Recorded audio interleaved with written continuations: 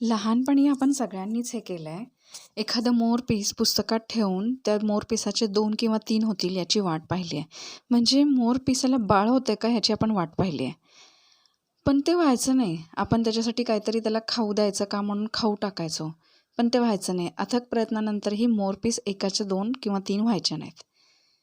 पण पैसा कसा काम करतो? श्रीमंत लोक पैशांसाठी काम करत नाहीत. Welcome back to your channel overlook in book. Stay tune with me. प्रकरण 2, धडा पहिला. श्रीमंत लोक पैशांसाठी काम करत नाहीत.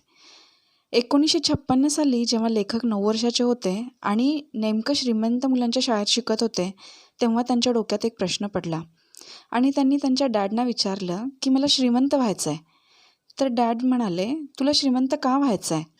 कारण आज जिमीची आई त्यांच्या नव्या गाडीतून त्यांच्या बीच हाऊसवर विकेंडसाठी गेल्या आहेत.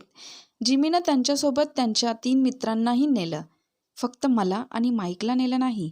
आम्ही गरीब असल्यामुळे आम्हाला बोलावलं नाही. मग तुम्हीच सांगा कसे मिळवू मी पैसे? लेखक म्हणाले.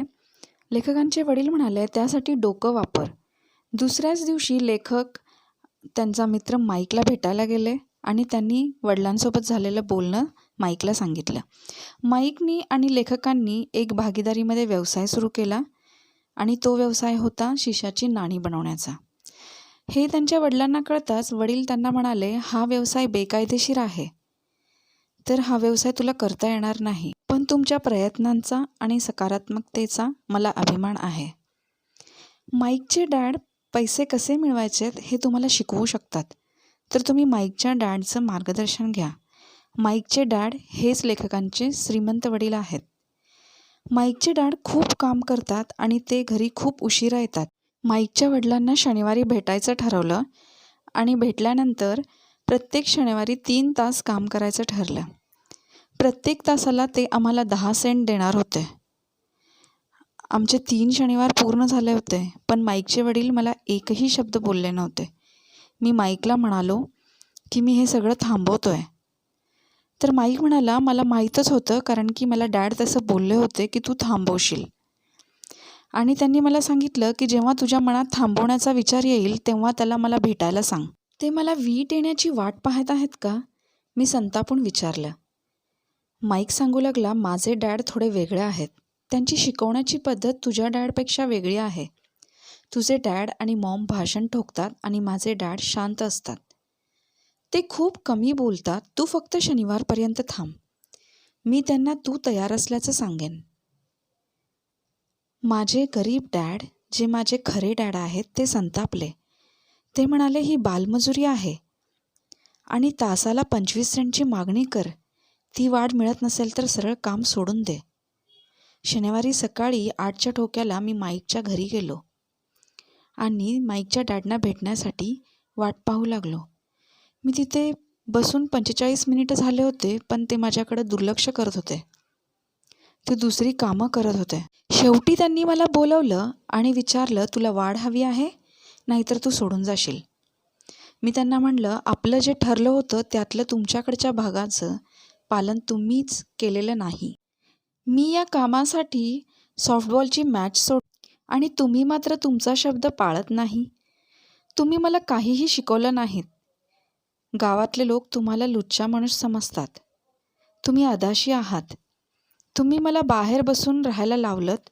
मला अजिबात चांगली वागणूक दिली नाहीत. श्रीमंत डॅड म्हणाले, अगदी काही वाईट नाही. 1 महिन्याच्या आतच तू माझ्या इतर कर्मचाऱ्यांसारखा झालास. मला वाटलं की आपल्या कराराचा तुमचा भाग तुम्ही पाळाल, मला शिकवाल, पण त्याऐवजी तुम्ही माझा छळ करत आहात.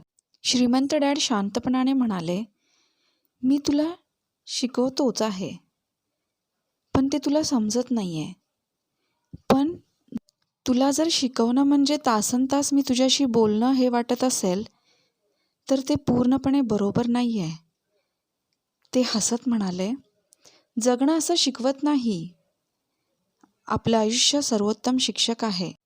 बहुतेक वेळा हे जीवन तुमच्याशी काहीच बोलत नाही. ते तुम्हाला ढकलत राहतं. जीवनातला प्रत्येक धक्का सांगत असतो की उठ, जागा हो, मला वाटतं तू हे शिकावंस. आपल्या साऱ्यांना हे आयुष्य धक्के देत असतं काहीजण लढतात तर काहीजण सोडून देतात.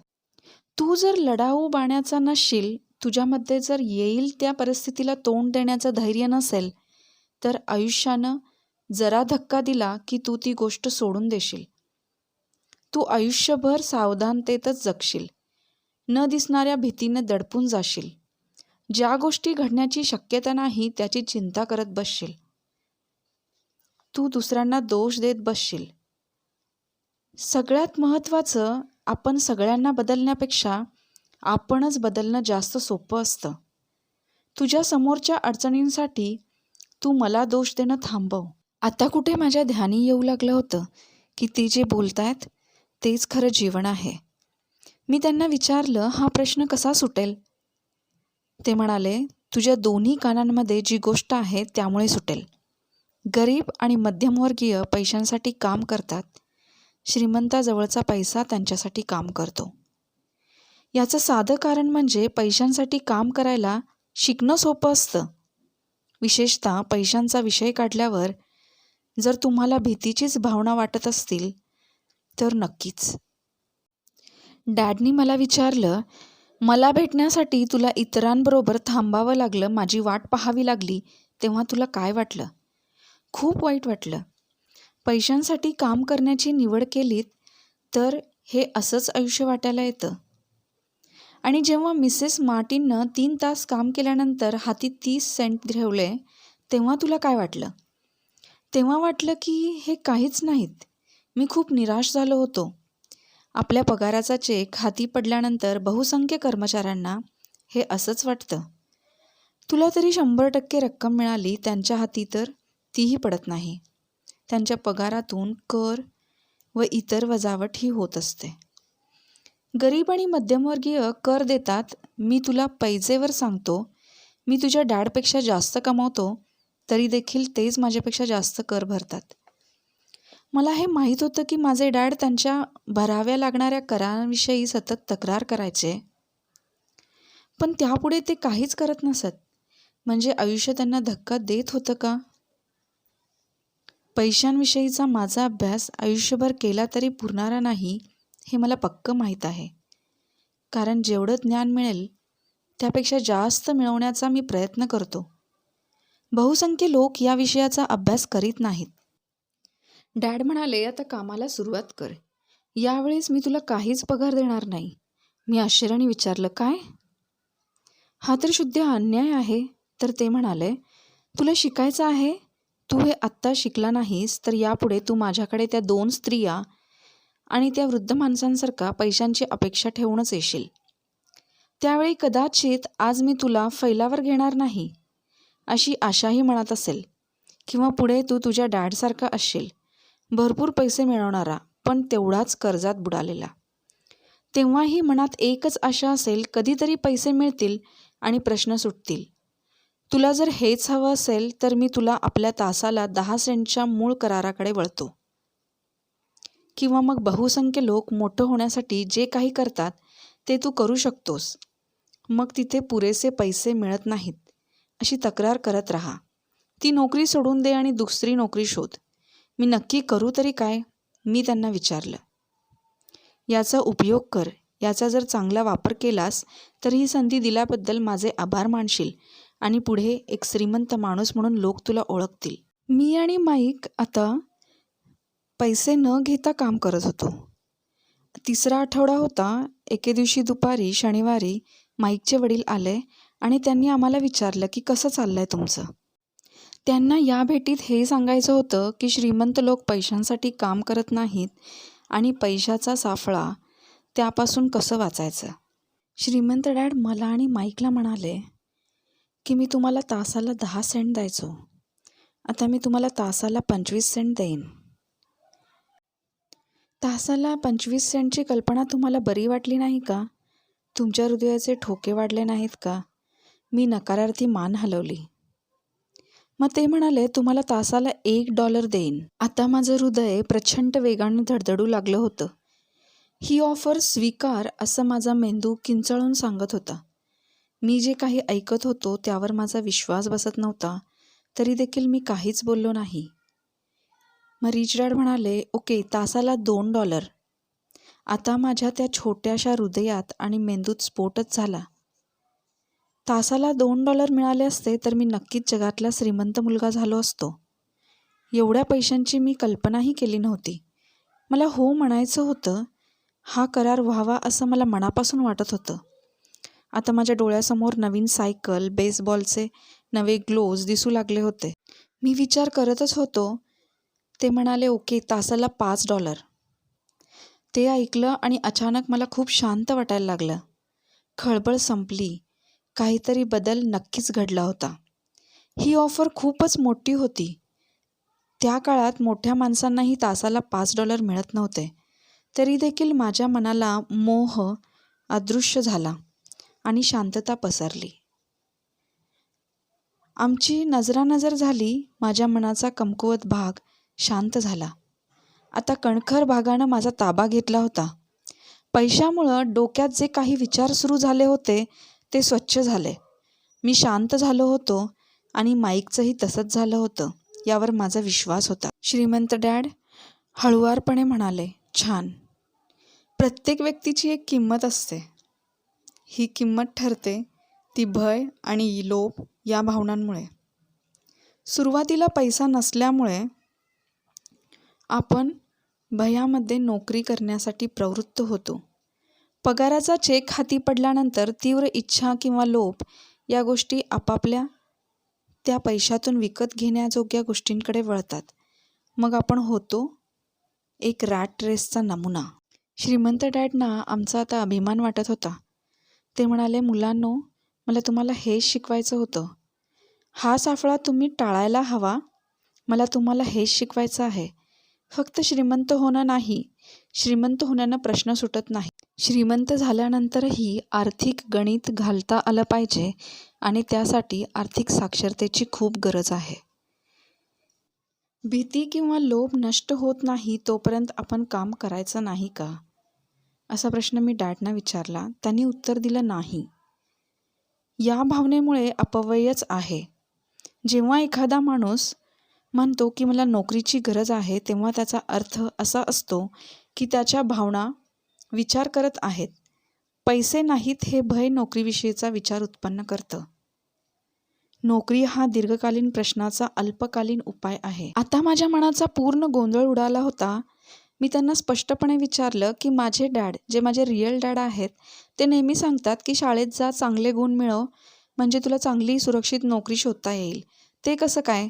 ते असं का म्हणतात ते मला माहीत नाही. श्रीमंत डॅड हसले आणि म्हणाले, बहुसंख्य लोक त्याचीच शिफारस करतात. त्यासाठी ही सर्वोत्तम कल्पना असते. केवळ भयामुळे ही शिफारस केली जाते. म्हणजे माझे डॅड घाबरल्यामुळे असे म्हणतात? श्रीमंत डॅड म्हणाले, हो. तू पैसा कमावू शकणार नाहीस आणि त्यामुळे समाजात राहण्यास लायक राहणार नाहीस, या भीतीपोटी ते असं म्हणतात. गैरसमज करून घेऊ नकोस. ते तुझ्यावर प्रेम करतात आणि तुला चांगले मित्र मिळावेत, तुझं भलं व्हावं असंच त्यांना वाटत असतं. मग मी त्यांना विचारलं की तुमचं मत काय आहे? पैशांच्या शक्तीचं स्वामी कसं व्हावं हे मला तुम्हाला शिकवायचं आहे. त्याला अजिबात घाबरायचं नाही.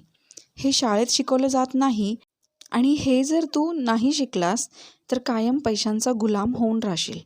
त्या भीतीमध्येच राहशील. हा सापळा कसा टाळायचा हे मी त्यांना विचारलं. गरिबी आणि आर्थिक समस्यांचं मुख्य कारण अर्थशास्त्रीय किंवा सरकार हे नसून भय आणि अज्ञान हेच आहे. स्वतःच लागलेली भीती आणि अज्ञान लोकांना त्याच सापळ्यात अडकवून ठेवतं. म्हणूनच तुम्ही शाळेत जा, कॉलेजमध्ये जाऊन पदव्या मिळवा, या सापळ्याबाहेर कसं राहायचं ते मी तुम्हाला शिकवेन. माझ्या दोन्ही डॅडनाही वाटायचं की मी खूप उच्चशिक्षित असावं. श्रीमंत डॅड दुकानाच्या बाहेर होते. ते गाडीत बसता बसता म्हणाले, काम करत राहा.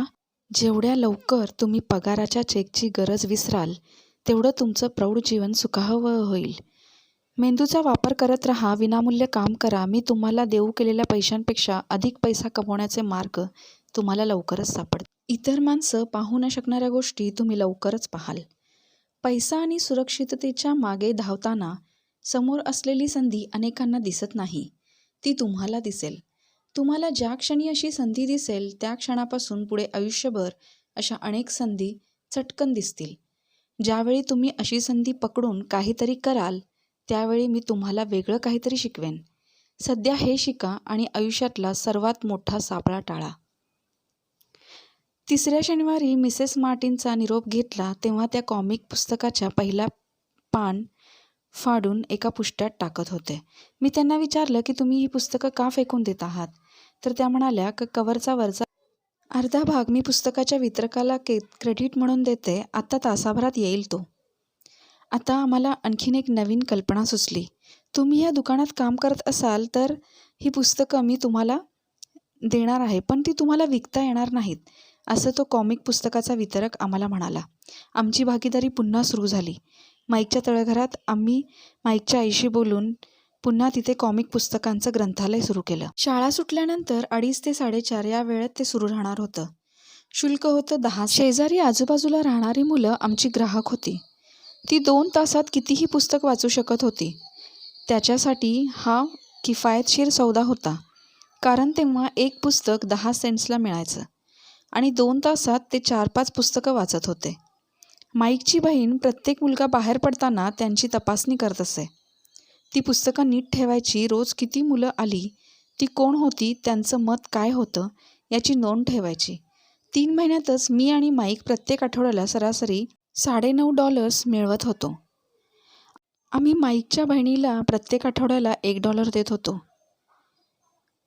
आम्ही नंतर दुसरी शाखा उघडण्याचा प्रयत्न केला, पण अगदी सुरुवातीच्याच काळात आम्हाला हेही सत्य समजलं की चांगली माणसं मिळणं हेही कठीण आहे.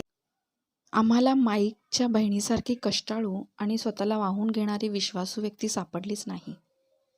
ग्रंथालय सुरू होऊन 3 महिने उलटले. एके दिवशी खोलीत मारामारी जुंपली. आसपास राहणारी काही मुलं आत घुसली आणि त्यांनी मारामारी करायला सुरुवात केली. मग माईकच्या वडिलांनी आम्हाला ग्रंथालय बंद करायला सांगितलं. आमचा व्यवसाय बंद पडला. त्यामुळे आम्ही शनिवारी दुकानात काम करणंही बंद केलं. तरी देखील श्रीमंत डॅड खुश होते.